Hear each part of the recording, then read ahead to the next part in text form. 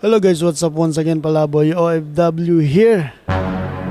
Magandang araw mga Lodi, lalo na sa mga OFW dito sa Kuwait. Kung narinig nyo kahapon yung malakas na sirena, huwag po tayong magpanik. Ang narinig po natin ay emergency siren test na isinagawa ng Ministry of Interior ng Kuwait, mga Lods.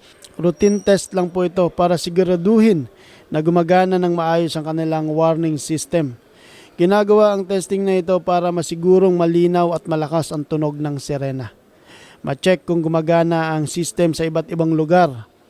Maging handa ang bansa sakaling may emergency tulad ng natural disaster o iba pang panganib. Importante po ang ganitong testing dahil kaligtasan ng lahat ang priority ng gobyerno ng Kuwait.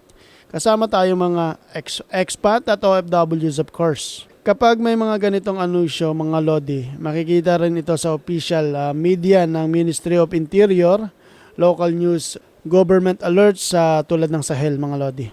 Kaya payo ko sa lahat ng mga OFW, i-follow ang official pages at huwag basta maniwala sa mga fake news kung sakali na may nagpapakalat.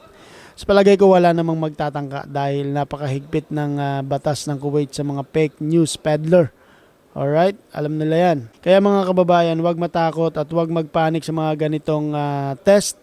Normal lang po ang emergency siren test dito sa Kuwait. Kung may tanong kayo, comment lang sa baba, like, share at subscribe para sa mas maraming OFW updates dito sa Kuwait, mga Lodi. So huwag nyo kalimutan mag-subscribe.